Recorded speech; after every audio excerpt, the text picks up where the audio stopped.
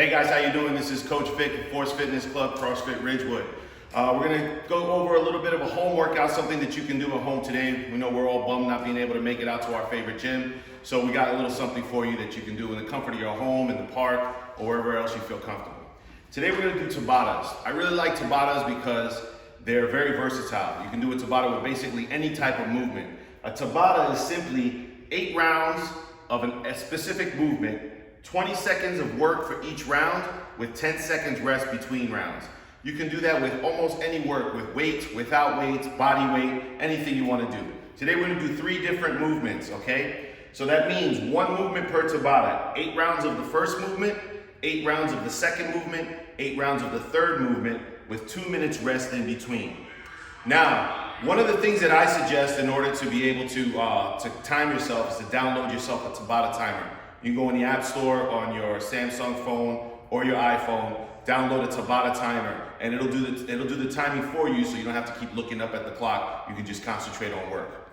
All right, so the first movement that we're gonna do, we're gonna be a basic push-up, okay? So we're gonna be on the floor, hands just outside the shoulders, elbows rotated in, abs tight, glutes tight, quads tight, chest goes all the way to the floor, lock it all the way out, okay?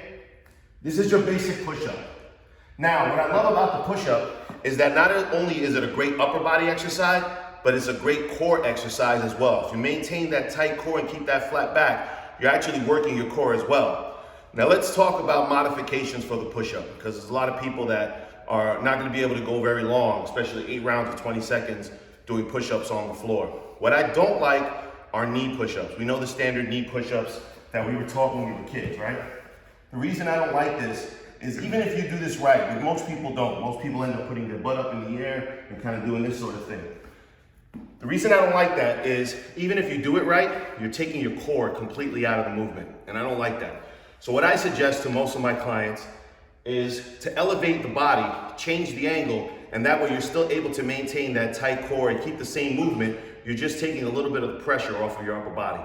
You can do this with a bench, a table, a couple of chairs up against the wall, a desk in your house, anything, or steps. If you have stairs in your house, you can do push-ups on a stair. Just something that's gonna elevate your body and change that angle. And what you're able to do is the exact same thing as if you were on the floor. Hands just outside the shoulders, elbows rotated in, abs tight, glutes tight, quads tight. Chest comes down to the bench, table, the desk, and press it straight out. And that's your push-up. So your first Tabata is gonna be 8 sets of push-ups, 20 seconds of work, 10 seconds rest. Once you finish your 8 sets of push-ups, go ahead, take 2 minutes rest, sip some water, catch your breath, move on to your next movement. Your next movement here is gonna be Flutter Kicks. All right, so we're gonna lay down on the floor, on a mat, your mattress, whatever you wanna do, something that's gonna protect your back. We're gonna hollow out the body, and we're gonna kick the legs. Keep those shoulders off the ground, keep that belly button pressed into your spine, keep it nice and hollow, and keep those legs moving for 20 seconds. All right, that's movement number 2. You're gonna do 8 rounds, 20 seconds of work, 10 seconds rest.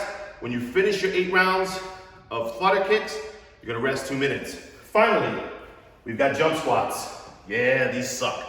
And they're gonna start to burn real fast. Feet at shoulder width, chest up, sending those hips back and down, keeping the weight in the heels. We're gonna do a full squat till our butt's below our knees, and then we're gonna jump from there. All right? What we wanna make sure with these squats is that we're not bringing our knees forward first, that we're not putting the weight in our toes, because that's gonna cause us a lot of pain in the knees. Wanna make sure we're sending the hips back, that our hips are below our knees, our chest is up. From here, we're gonna jump. All right? 8 sets of work, 20 seconds of work, 10 seconds rest, and then you can go ahead and relax. That workout, the whole workout should probably take you about 15, 16 minutes. All right, guys, have a great workout. Enjoy the rest of your day.